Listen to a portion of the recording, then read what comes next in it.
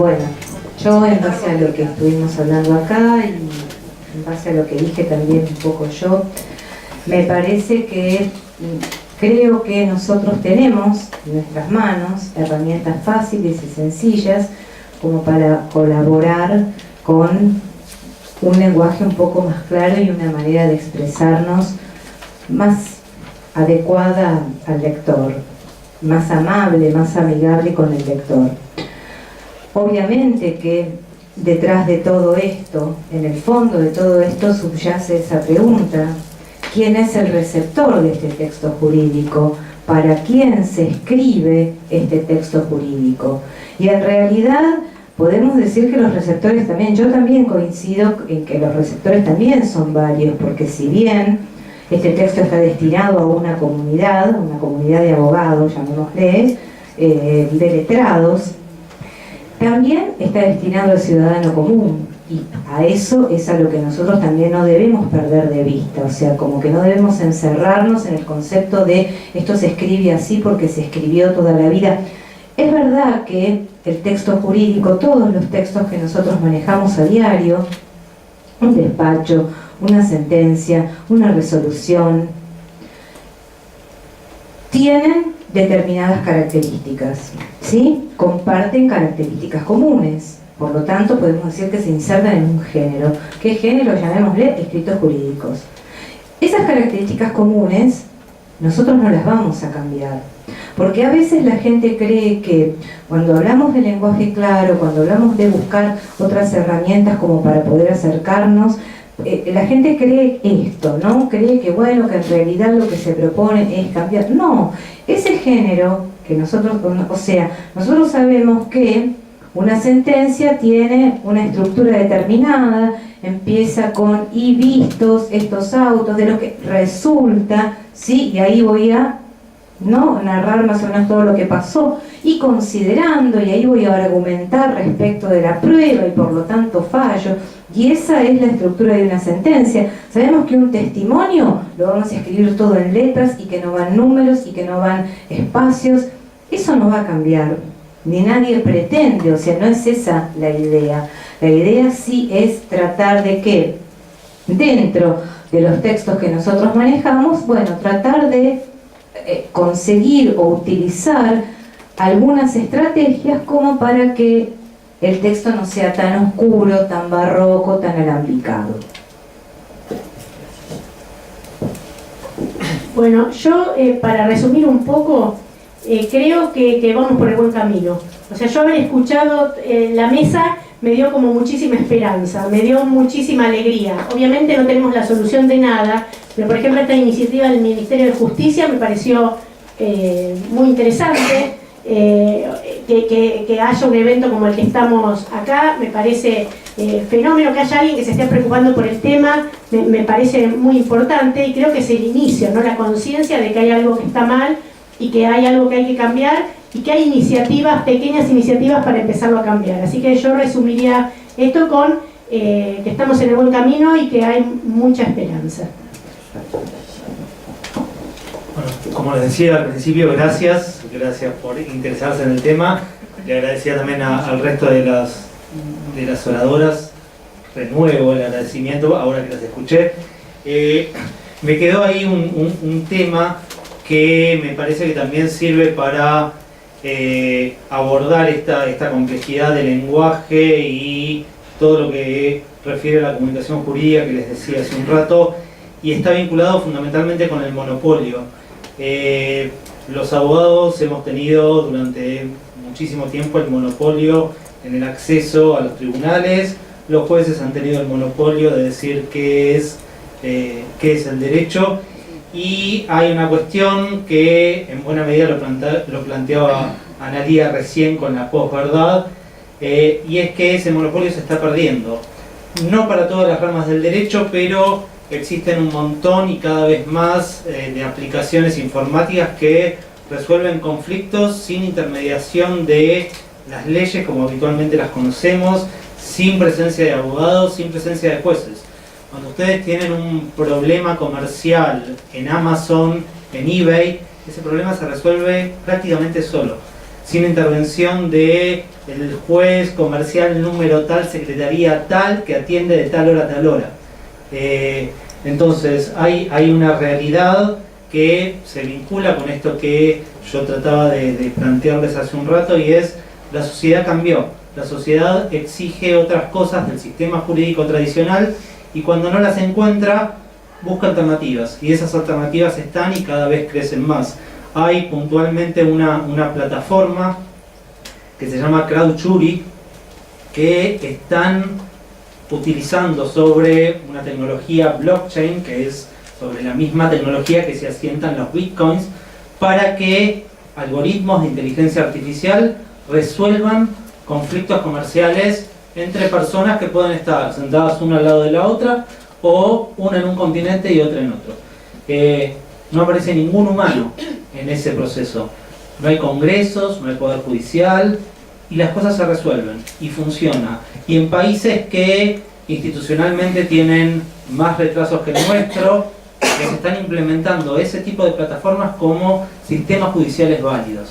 Con lo cual, digo, muchas de las cosas que hablamos aquí, yo las tomo prácticamente en su totalidad para mis estudios, pero lo que digo es, hay algo afuera cuando salgamos a la calle muy fuerte que nos está exigiendo hacer un cambio y actualizarnos a lo que es la realidad de todos los que no son abogados. Muchísimas gracias.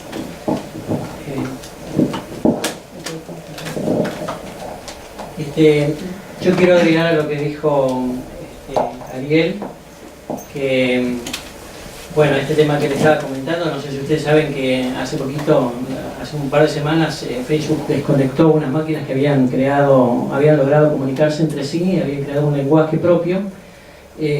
Cuando lograron descifrar algunos tramos de ese lenguaje que era encriptado y demás, descubrieron que era absolutamente lineal, despojado de cualquier tipo de aditamento humano, digamos, ¿no? Era simple. Tal vez la eficacia de esos sistemas que vos mencionaste y que dan para otra jornada para contarles los avances que hay en eso, se deba en parte a esa eficiencia en el uso y en la economía del lenguaje. Cuando nos planteamos hacer esta jornada, sabíamos que íbamos a tocar un tema que es delicado, porque normalmente se apunta al Poder Judicial y muchas veces se lo critica, y muchas veces en forma cruel, ¿no? por la forma, por el estilo de escritura que hay y demás. Los abogados, y lo digo por los que estamos del otro lado del mostrador, tenemos muchísima responsabilidad también en eso. Creo que tenemos todos los letrados, los que hemos estudiado Derecho, de alguna forma tenemos el poder de la palabra, y el poder de la palabra es poderosísimo. De ahí que creo que es necesario que desde nuestro lado lo administremos con suma responsabilidad, ¿no? con real conciencia del poder que tiene. Cuando Emilia mencionó el caso de aquella letra chica en un contrato de seguros, creo que era, yo tuve la oportunidad también de tener una clienta, ¿no? con un problema particularmente con telefonía, donde estaba esa letra chica, y la verdad que me costaba no creer que eso había sido escrito con malicia. Es decir, que el poder de la palabra y el manejo de determinadas fórmulas, el manejo de estructuras lógicas que nosotros tenemos incorporado por la formación que tenemos, de lógica proposicional y demás, había sido usado con fines, había sido usado para el mal, digamos, ¿no? Porque yo no encontraba un fin benéfico y positivo y beneficioso para el usuario. De ahí es que también, bueno, yo invito a todos mis colegas que desde nuestro lado también hagamos lo posible, pongamos el esfuerzo, tratemos de cambiar y démonos cuenta que tenemos un gran poder que es la palabra, y sepamos usarlo claramente. Yo me iba a ir y me quedé, porque la verdad que esto ha sido realmente muy rico, por lo menos para mí. Pero quiero señalar 2 o 3 puntos. Uno, Ariel ha mencionado algo muy concreto, muy real, tangible hoy, más tangible en el futuro, que es el desafío tecnológico. El desafío tecnológico nos está llegando a nosotros los abogados y tiene que ver con esto también del lenguaje, la utilización y el servicio que se presta. De hecho, les doy un ejemplo. Él mencionó cómo se brinda justicia a través de blockchain o utilizando la tecnología de blockchain. Yo vengo el lunes pasado, comité de abogados de banco, en un salón también abarrotado. Grave preocupación de los bancos tradicionales en función del desafío planteado por FinTech. Es decir, los desafíos están, los cambios tecnológicos nos presentan la obligación de cambio, un aspecto. Segundo aspecto, mencionaste el problema del lenguaje y cómo ello de alguna manera era recibido por distintos destinatarios, particularmente el lenguaje en las sentencias, ¿no es cierto? Y cómo eso, en esa agua turbia, de alguna manera era traductore y traditore, era transmitido de una manera distorsionada. Pero eso lo quiero vincular con algo muy valioso que se dijo aquí, que es el énfasis en la utilización del lenguaje en el servicio de justicia. De alguna manera ha pasado del emisor al usuario. En la sentencia, y ahí viene el punto de lo que vos mencionabas, vos mencionaste a los destinatarios de la sentencia y creo que en el quinto o sexto lugar mencionaste a las partes. Todo lo que hemos hablado aquí está dirigido al usuario del servicio de justicia. El usuario de la sentencia, llamemos así, primero no es el abogado de las partes, son las partes involucradas. Por ello, el valor del lenguaje claro y llano es mayor, es más importante. De alguna manera, que la sentencia se emita en un lenguaje dirigido al experto es un problema adicional. Por ello creo que esta visión de enfatizar en el usuario de la justicia, del servicio de justicia, es el que debe prevalecer. Y mucho tiene que ver con la divulgación, la educación, por ello lo que se está haciendo me parece valiosísimo. Bueno, yo quería acotar algo, ¿no? Respecto de esto que justamente acaba de mencionar el doctor Bunge, de que Diego, bueno, Diego, respecto de que finalmente es el usuario, el lector, como yo planteaba, el destinatario de todo esto. Pero también se habló un poco con, yo creo, o por lo menos percibí, con un poco de resignación acerca de qué incentivos hay, ¿no? Respecto de adoptar el lenguaje claro. Y teniendo en cuenta que yo me manejo pura y exclusivamente en el sector privado, digamos, yo estoy en el otro lado del mostrador. Yo trabajo en un estudio jurídico. O sea que yo no estoy del lado del Ministerio Público Fiscal, no, yo estoy del otro lado. Y creo que un incentivo que también tiene el lenguaje claro, más allá de la ética, más allá del derecho a conocer, del derecho a entender, del que hablaba Silvia, y todo eso que por supuesto que es lo que a mí principalmente me mueve del lenguaje claro. El lenguaje claro tiene un costado claramente económico. O sea, el lenguaje claro ahorra dinero, ahorra tiempo y ahorra dinero. Escribir mal, escribir de manera que no se entiende, escribir de manera que hay que buscar a alguien que interprete, genera costos. Entonces, no es solamente, digamos, no pensemos solamente en el lenguaje claro como en un lenguaje inclusivo, democrático, etcétera, que realmente para mí es la base fundamental. También pensemos, ¿no?, que tiene un costado que a lo mejor puede incentivar a la gente a tratar de adoptarlo y que tiene que ver con lo que mueve al mundo finalmente, que es la plata. Bueno, hoy vimos que el lenguaje claro provee de muchas herramientas para comunicar de manera sencilla y efectiva.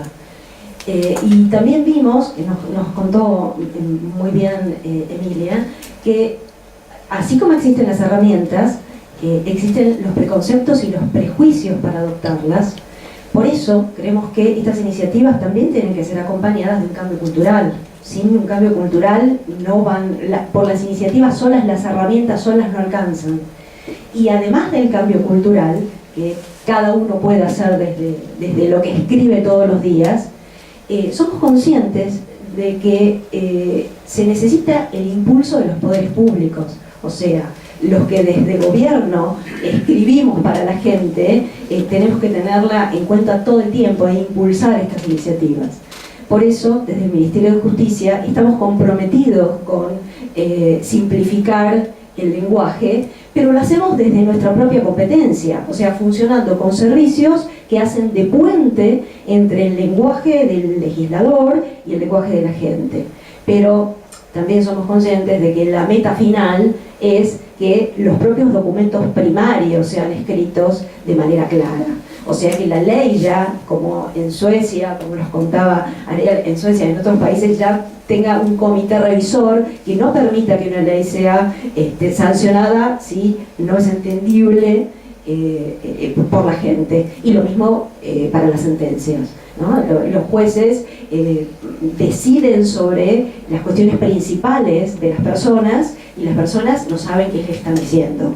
Entonces, la idea también es que desde los otros poderes, nosotros somos el Ejecutivo, por eso hacemos servicios que sirven de puente, pero la idea final sería seguir sensibilizando sobre los temas del lenguaje claro para que los propios documentos primarios ya sean escritos en lenguaje claro. Buenas tardes, muchas gracias por la invitación. Solamente para ser un poco, quizá voy a ser un poco disruptivo. No soy abogado, pero nunca ejercí de abogado, nunca estuve en el Poder Judicial, sin perjuicio que fui presidente del Consejo de la Magistratura de la ciudad, y estoy participando, integrando un ministerio de justicia de la nación, y pienso y estoy convencido de que estoy trabajando en una noción de justicia que no es, y entiendo que la justicia no es el sistema judicial. O sea que paradójicamente mi visión de justicia no es la noción de justicia sobre la que estamos trabajando acá. En tren de pensar en un lenguaje claro, creo que la primera confusión, o lo primero que nosotros deberíamos decirle a quien en realidad, diciendo lo que decías vos recién, es a la gente. En definitiva, estamos todos haciendo un servicio, más allá de que sea por plata, como decís vos, estamos dando un servicio privado, más allá de que seamos abogados, más allá de que estemos... Pero bueno, en definitiva todos nosotros estamos trabajando para alguien, estamos dando, en el caso nuestro, estamos dando servicios, en el caso nuestro público, pero se trata en definitiva de hacer y de dar a cada uno lo que corresponde en el ámbito, en cualquiera de los ámbitos de la vida en el cual realicemos nuestro trabajo o desempeñemos nuestras actividades, ya sea ama de casa, ya sea en el trabajo privado, en una empresa, en el estudio de abogados, ya sea en el Poder Ejecutivo, ya sea siendo diputado o senador, o ya sea juez. Y entonces, si un legislador es capaz de ponerse de acuerdo con otro para sacar una ley, de poner cualquier cosa, o agregar un artículo simplemente para arreglar, y de esa ley resulta que en definitiva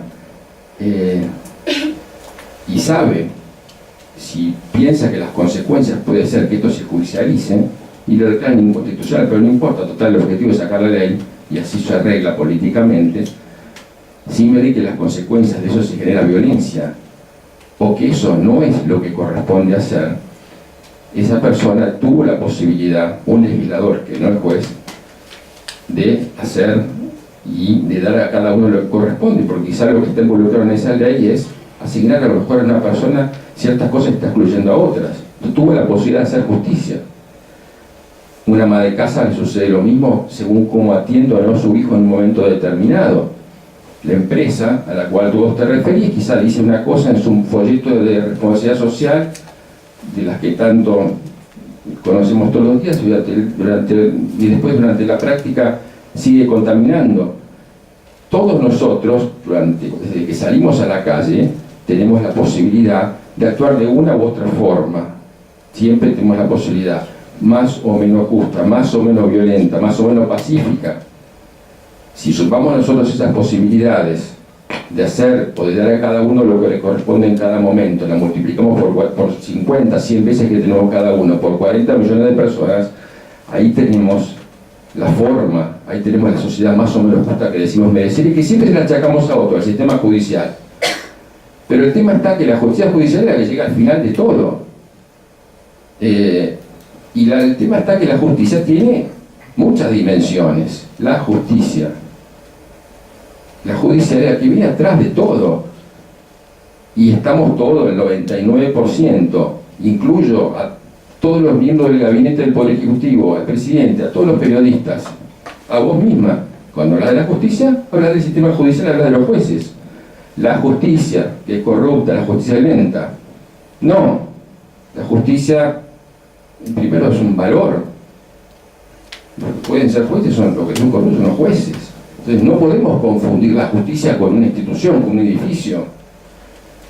Porque si no, lo que hacemos nosotros, todos, cada uno de nosotros, es nos desentendemos de las consecuencias de nuestros propios actos. Y las dimensiones, la parte de justicia que está en las dimensiones de todos los días, en definitiva, son las que construyen la sociedad justa o injusta. Y hoy tenemos un problema de valores que es terrible. Y el sistema judicial no da más, no da para más. Por más claro o no claro que sea, por supuesto que es mejor que sea claro, pero está al final de todo. Entonces, hoy tenemos un problema, y desde el Poder Ejecutivo, que al que no le corresponde esa partecita de justicia judicial, esa dimensión judicial de la justicia que está al final de todo, y que es muy chiquitita, muy pequeña. Fíjense la cantidad de jueces y fiscales, o de policías, o de autoridad, que teóricamente, según todos nosotros, la gente común y corriente es la que ejerce ese poder, es muy chiquitita respecto al resto de la población. Viene al final, es la última ratio, eso lo sabemos todos. Por algo la Constitución también establece, cuando habla de afianzar la justicia, nos llama a todos a afianzar la justicia. La Constitución entiende que nosotros vamos a cumplir las leyes, quizá ingenuamente, vamos a cumplir las leyes. Y después aparece el sistema judicial, en el caso de que no establece la proporción, pero la realidad es otra, ya lo conocemos. Por eso que nosotros hacemos, pensando que siempre la justicia la hace otro, los jueces, estamos ampliando perdón que me extiendo un poquito, pero estamos ampliando lo que estamos haciendo dentro de esa línea imaginaria que significa la justicia, de la cual la justicia judicial es la última. Lo que estamos haciendo, estamos corriendo esa línea para acá, estamos entregando a nosotros, delegando esa posibilidad de hacer justicia todos los días que tenemos. Total, la justicia la hace otro. Y eso que decías vos recién, esos ejemplos, en definitiva, es nada más ni nada menos que lo que todos los días tenemos, son las instancias no judiciales de la justicia. Por supuesto que hay justicia que no es judicial. Siempre la existió, no es que la sociedad nos pide ahora. No, siempre existió. Ya salimos a la calle y todos los días nos encontramos con actos de justicia. ¿Y qué mejor que un poder ejecutivo al que no le corresponde? Nunca le correspondió a un poder ejecutivo la justicia judicial. Entonces, ¿por qué nos va a tener un poder ejecutivo, un ministerio de justicia, cuando lo primero que dice es que la justicia judicial no lo ponemos preso a estos tipos, a todos, porque la justicia la hace otro? Por suerte la gente no le sigue preguntando a los demás. No, te pregunto eso como vos tenés un ministerio de justicia y después un ministro de justicia, entonces ¿para qué tenés todo esto si la justicia la hace otro? Está bien, nosotros tenemos una parte, participamos de algo, tenemos un representante del Consejo de la Magistratura, tenemos iniciativa legislativa, podemos presentar proyectos de ley, podemos ponerle plata a los sistemas judiciales para mejorarlos, para modernizarlos, pero todo eso no es competencia nuestra completa. Para los que el proyecto de ley salgan depende del Congreso. Para el resto de las cosas dependemos del sistema judicial, o sea que es muy poquitita nuestra posibilidad de influir en el sistema judicial. Pero sí podemos trabajar desde el Ejecutivo en estas otras dimensiones no judiciales de la justicia, además de esto otro. Entonces, eso es lo que estamos haciendo nosotros. Estamos colaborando, como decía Silvia, en nuestro pequeño rol que tenemos en lo judicial, tratando de colaborar con decirle, señores jueces, nuestro destinatario final, como decía Rodrigo, es la gente, viejo. Muchachos, no escribamos para nosotros, porque ni para los abogados, es la gente común y corriente, ¿viste? Ya estamos, ¿viste? La gente. No nos miremos el ombligo. Entonces tratemos de colaborar un poco, haciendo un poco todo esto que estamos haciendo, que nos cuesta bastante esfuerzo. Pero por otro lado, nosotros del Ministerio de Justicia, y en paralelo a estas cuestiones judiciales, que la estamos manejando con ese programa que se llama Justicia 2020, que contiene proyectos de ley, esta bajada territorial de modernización, que estamos trabajando en el sistema judicial, tenemos este programa llamado Justo Vos, que trabajamos en las dimensiones no judiciales de la justicia, que son enormes, dentro de un ejecutivo, que implica ese cambio cultural de cómo la gente necesita pensar que hace justicia cotidianamente, porque si no lo vamos a cambiar nunca como sociedad. Por más que metamos a todos presos, a los que más de televisión, si no cambiamos todos los días nuestra pequeña cuota de hipocresía que tenemos, esto no va a cambiar nunca. Todos nosotros, todos, absolutamente todos, entre lo que pensamos y decimos que es lo que se tiene que hacer y está bien, con lo que en la práctica hacemos. Entonces, estamos tratando de, y esto de la solución, la limitación de los conflictos diarios, tenemos un montón de cosas dentro del Ministerio, además de la concientización. O sea, así como decimos, che, por el aire acondicionado 24, che, tratemos de construir nosotros mismos. Somos artífices y constructores de una sociedad más justa y pacífica, cada uno de nosotros. Por supuesto que tenemos que empezar por el Estado, ¿no? A los legisladores, al tipo que tiene la política de vivienda, que le entrega a un tercero para que construya las viviendas, y ese también puede hacer justicia, también hace justicia, tendría que hacerlo, no la está haciendo. Hagamos también nosotros, demos el ejemplo, nunca lo hemos hecho. La gente común y corriente también lo tiene que hacer, el empresario también. Si el empresario está dispuesto, vamos a lo coloquio de idea, a coimear, no viejo, vos tampoco, porque al final hoy y a tu hijo te lo matan igual que al de la Villa Miseria. Entonces ya no da para más toda esta hipocresía y esta mentira total, ya no es ni siquiera, siendo lo que decía vos, que posverdad. Es una mentira permanente, los legisladores, los diputados, todos mentimos, es una mentira pero generalizada. Entonces, con esto termino. Vamos con el lenguaje claro y nosotros tenemos que todos trabajar un poco en esto y todos podemos colaborar, todos, en el ámbito en el que estemos, en la universidad, yendo a dar las clases, somos titulares de cátedra, vamos a dar las clases, no mandemos siempre, o sea, todos en cada uno podemos mejorar, porque esto depende de nosotros, eso es hacer justicia, dar a cada uno, hacer y dar a cada uno lo que le corresponde. Por supuesto que debemos que dar el ejemplo. Y eso es lo que estamos haciendo desde el Poder Ejecutivo, un Ministerio de Justicia, pensando en la justicia como un valor y no simplemente la justicia como sistema judicial, que también hay que mejorarlo, pero bueno, ahí estamos. Gracias. Gracias, Mauricio.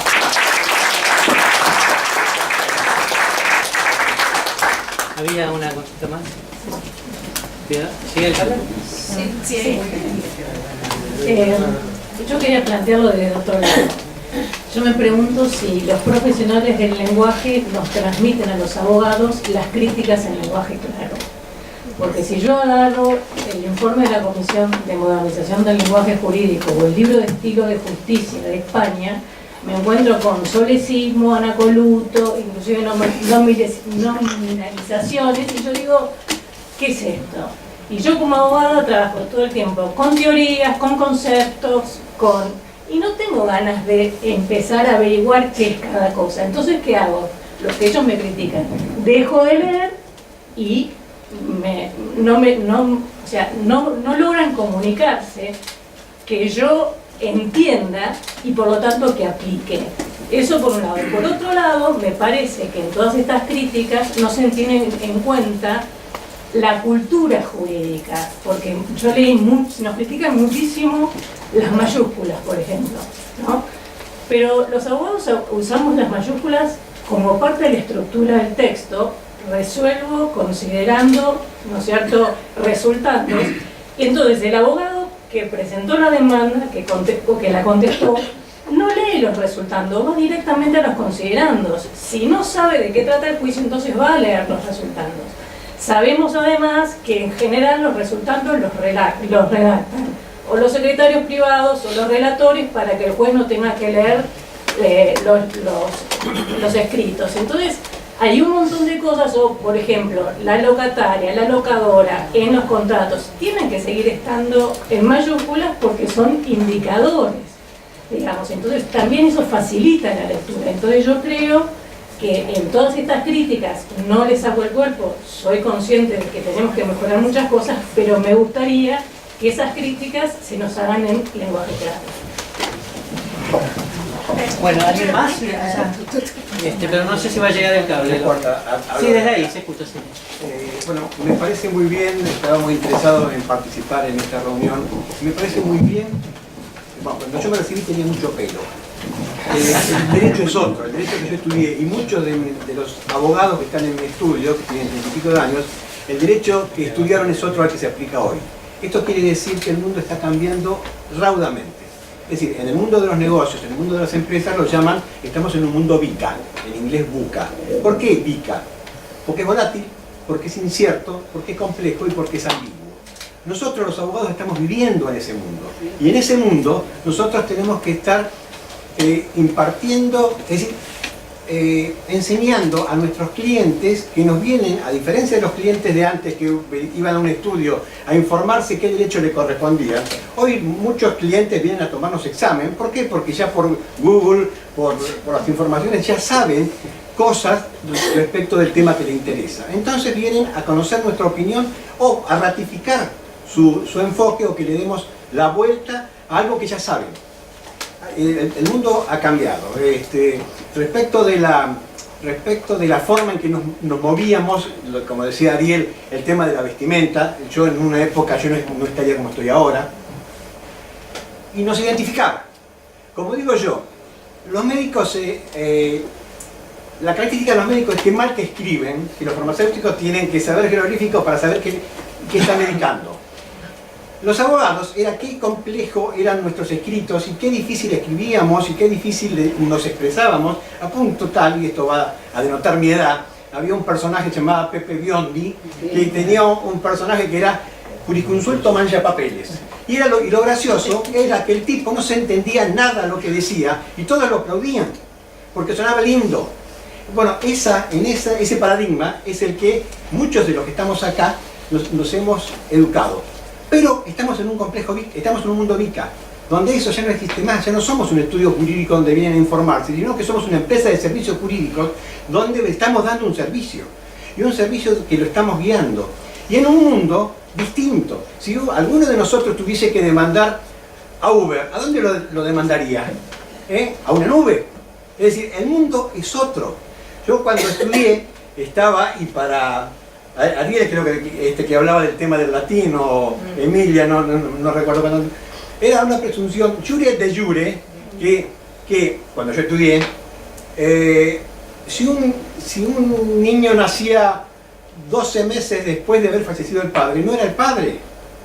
Hoy en día, un padre puede ser después de 5 años de haberse muerto. Cambió todo el derecho, hay derechos sucesorios, etc. Entonces, el mundo es otro. Y no voy a hablar cuando a mí me hablaban de matrimonio, a mí no se me ocurría pensar un hombre y un hombre, o una mujer y una mujer. El mundo es otro, no estoy haciendo una cuestión de valor. Estoy diciendo que el tema es que estamos en un mundo distinto. Y respecto de la escritura, yo veo barbaridades. Yo por ahí leí, el que mejor escribe es el que sabe borrar. Justamente como decía Emilia, si escribir corto. Escribir una frase por oración. Yo en mi estudio lo hago con las chicas jóvenes. Escribir corto. Una cosa es un escrito judicial, otra cosa es un escrito de un dictamen a un cliente. ¿Por qué? Porque nuestra función por algo somos letrados. Nuestra función es escribir de forma tal que se pueda ser entendido, y que si la frase es muy larga, y ahí creo que Emilia decía de que los abogados no sabemos el punto y seguido. Y tiene razón. Y Emilia, me confieso que yo no lo uso. ¿Y sabes por qué no lo uso? Porque si el párrafo es muy grande, no lo van a leer. Entonces tiene que haber aire en el escrito. Tiene que haber aire. Entonces, a veces yo sé que que estoy haciendo algunas cosas que gramáticamente no está bien. Pero yo digo, escribir es hacer música. ¿Qué significa? Tiene que despertar interés. Si yo elijo una palabra que está bien puesta, pero es muy larga, y para la lectura la interrumpe, esa palabra no va. Esa palabra va a hacer que el lector se aburra. Y lo importante es que el lector tenga el interés al principio y al final de la lectura. Y aparte, obviamente, dejar el mensaje. Lo importante va al principio y va al final. Eso es lo que digo yo. Pero volviendo al tema, me encanta esto que estamos haciendo, me encanta que seamos conscientes de lo que está ocurriendo, y me encanta que nosotros seamos docentes de lo que acabamos de escuchar. Muchísimas gracias. Ahí tenía ella primero. Sí, yo le quería hacer una para Silvia. Yo hace 20 años que trabajo en el Senado de la Nación, soy licenciada en letras, entonces yo quise juntar las dos cosas, mi profesión y el lugar en el que trabajo. Pero a veces tiene que haber una decisión política para las cosas sucedan. Coincido con Mauricio en lo que dice, que la justicia la hacemos todos, soy una abanderada del lenguaje claro. Doy capacitaciones hace 8 años en esta temática. Este año mi director general los contactó a ustedes para que pudieran estar también en el Senado. Vengo trabajando con la gestión anterior, no la otra. Logré que lo pusieran dentro de como en agenda la necesidad de que toda la administración pública escriba en lenguaje llano. Se había escrito un proyecto de ley pero no salió. Y a veces me resulta un poco difícil, es como que me sentía un poco sola ahora que los conocí a ustedes, porque bueno, ustedes están en el post, estoy en el anterior, en la cocina de las leyes. Y a veces a los asesores de los legisladores es muy difícil porque vienen con usos y costumbres, son todos abogados, todos tienen la misma forma de escribir, y plantearles que debería haber dentro del organigrama del Senado una oficina de asesoramiento y redacción de leyes les parece como que me venís a decir. Técnica legislativa. Pero no es solo técnica, pues es verdad, la técnica legislativa podemos escribir, pero tiene que ver con... Bueno, de claridad del lenguaje.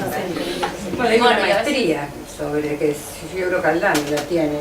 Ahora, la otra vez en el colegio público hubo un seminario sobre técnica legislativa y nos ponían en la pantalla los ejemplos y ya no se sabía si estaba permitido o estaba prohibido. Y eso pasa hasta con una indicación del tránsito. Entonces, y eso no tenemos nada que ver.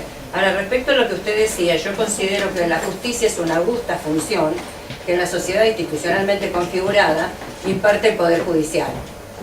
Pero parece que es una justicia administrativa.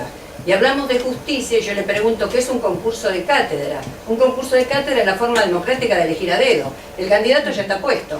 Y después todos se ponen de acuerdo. Y capaz que la comisión está integrada por jueces o por camaristas. Entonces le dan los recursos los recursos de la democracia para que usted impugne.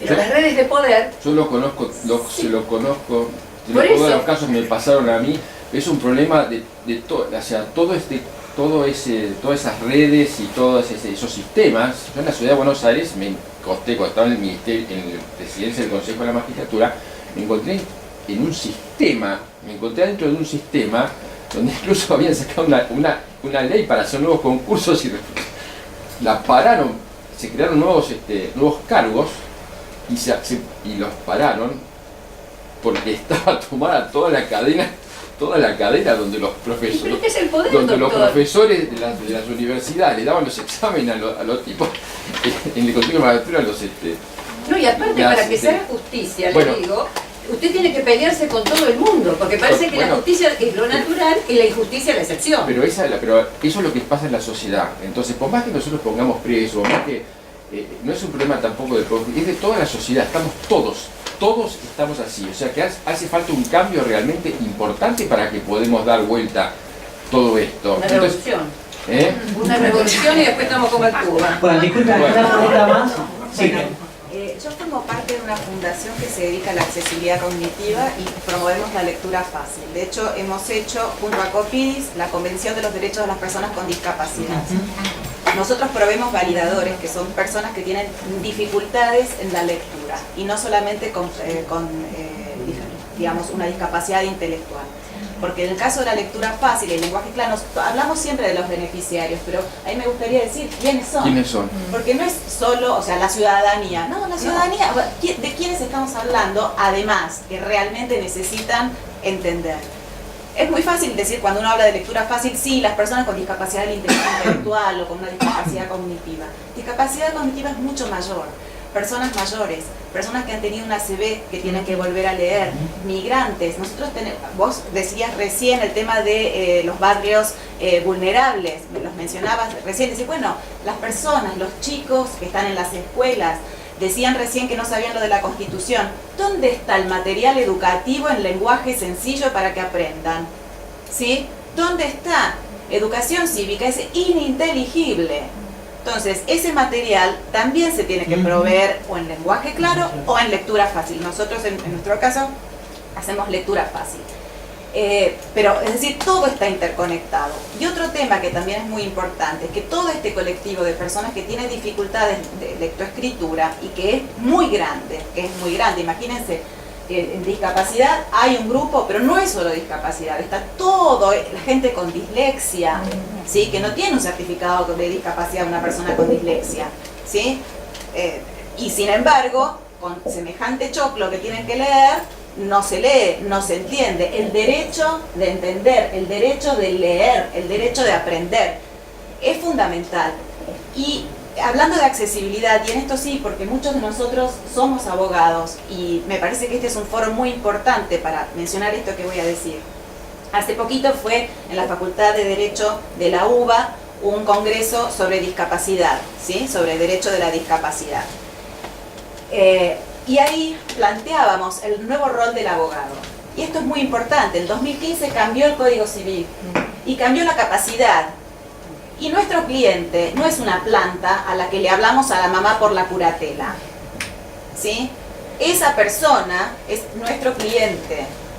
A esa persona le tenemos que decir cuáles son sus derechos, porque es nuestro rol sumarnos al nuevo paradigma social. Es nuestro rol como agentes de cambio, como abogados, ayudarlos con el autovalimiento y con la autodeterminación. Si no vamos a tomar ese rol, no somos abogados.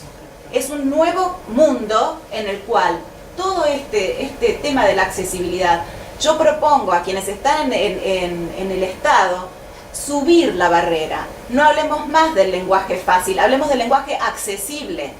En este caso nosotros tenemos además, con un código QR, el audiolibro de la Convención, el video en lengua de señas de la Convención y la descarga digital. ¿Por qué? Porque, por ejemplo, si está en Word, las personas ciegas pueden poner un programa que se los lee bien. Si está en PDF no lo pueden hacer porque les lee caracteres que son los caracteres de Word. Entonces, cuando pensemos en un documento, tenemos que pensarlo con la idea de accesible, además de fácil, ¿sí? Es decir, yo celebro que se hable del lenguaje llano, jurídico. Nosotros en este caso hicimos la convención, pero también hacemos material literario. Hay muchas piezas para unir. Nosotros el loguito que ideamos para esta jornada contiene palabras como si eso, algunas personas pensaban que íbamos a venir a hablar o la gente o los ponentes iban a hablar sobre el significado de las palabras, quejoso, incoar, desinsacular. Pero no, esta es una de las cosas, la cosa es otra, el estilo que estamos tratando de que se revea, no es que lo critiquemos, pero como vos decís, yo creo que son varias piezas que deberíamos buscar la forma, y creo que a través del Estado, de ahí es que nosotros pensamos enviar un documento, una recomendación al Ministerio de Justicia, donde podamos de alguna forma articular todos esos emprendimientos individuales que andan flotando por ahí y que tendrían una potencia tremenda si pudiéramos de alguna forma coordinarlos. Cada vez vamos a tener más clientes que nos necesitan en lenguaje sencillo. O sea, es una herramienta. De hecho, nosotros, los abogados que estamos entrando, que estamos en los temas de discapacidad, decimos, si manejamos una sola forma de comunicarnos, no nos podemos dedicar a esta especialidad. Necesitamos por lo menos tener dos o más de qué es lenguaje según la convención. Es decir, que tenemos desde ese punto de vista mucho por hacer. Creo que somos los agentes de cambio Por supuesto. la clave. Muchas gracias. Y Yo seré breve, 2 comentarios. Uno, soy traductora, me dedico a la traducción de textos jurídicos. Mis lenguas de trabajo son el inglés y el español, y desde 1997 sigo el desarrollo de lo que fue el lenguaje llano en inglés, justamente por la impotencia y la imposibilidad de comprensión que yo tenía para poder traducir a la lengua de destino, con las consecuencias que tiene una traducción de un texto jurídico que puede ser utilizada como prueba en ámbitos judiciales, que puede alterar el estado de las cosas, la ¿Vos sos una de responsabilidad. esas que inventás, que traducís bien o no? Traduce desde el 97, te estoy diciendo, no, desde el 97 estudio el plain language en inglés y sigo el desarrollo. Y quería hacer un comentario respecto al traditor, me sentí tocado. digamos que O sea, fue con yo- Animus Iocandi. Sí, puede ser. Interpreto que Eco tenía una postura filosófica en el sentido de que muchas veces es imposible transmitir el mensaje tal cual, porque el traductor siempre termina siendo un traicionero, un traidor, a lo que sería el significado subyacente, que es la imagen mental que uno se puede hacer al leer un texto. Pero muchas veces el traductor traiciona porque el texto está mal escrito. Y muchas veces el traductor tiene que desambiguar un texto que en la lengua de partida es ambiguo. Y toma la decisión, debe tomar la decisión, porque el autor del texto no está. Entonces, el autor no se puede permitir que otro desambigüe. Porque en el caso de la profesión de los abogados, el que desambigua, en último caso, si estamos entre partes, es la contraparte. La contraparte va a poner la coma donde usted no la puso. Y a lo mejor no la va a poner en el lugar que usted la hubiese puesto. Entonces ese es un problema. Y otro problema es que se llenan los tribunales de cuestiones en las que los jueces tienen que decidir sobre la interpretación de un término dentro de un contexto. Entonces eso es lo que debe evitar el que redacta, ¿sí? Y creo, para concluir, mi segundo punto es, creo que el lenguaje claro llegó para instalarse. Creo que es una siempre la primera reacción es de resistencia, hay que sobreponerse, y creo que tienen trabajo todos los poderes del Estado. El Poder Ejecutivo, porque toda la parte de la administración pública, con el inglés claro, garantiza la transparencia. Y garantiza, digamos, que se achique la brecha de discrecionalidad. Porque si la norma es clara, el interlocutor, que es el ciudadano, no interpreta. ¿Con el inglés claro? En español. Sí, está. Algunos no hablamos ni en español, claro. Bueno, pero por eso, se reduce la discrecionalidad, porque si la norma es clara, yo no tengo por qué interpretar. Entonces, en el ámbito de la administración pública es una. En el ámbito legislativo también, porque hay que tener cuidado de cómo se redactan las leyes. Ella bien lo sabe. Entonces, en los países de habla inglesa como Canadá, las leyes se ponen a prueba. Si la ciudadanía no las entiende, vuelven y son reescritas. En Inglaterra hay una comisión lingüística que les indica a los redactores qué verbos evitar para evitar la polisemia, la multiplicidad de significados. Y en el Poder Judicial, porque el lenguaje claro garantiza el acceso a la justicia, porque si bien la ley se presume conocida para todos, nadie presume que no puede presumir nadie que es comprendida por todos. Bueno, muchísimas gracias. Y que les dice, por ahí nos podamos ver en un segundo encuentro sobre el lenguaje claro. Bueno, muchísimas gracias por venir.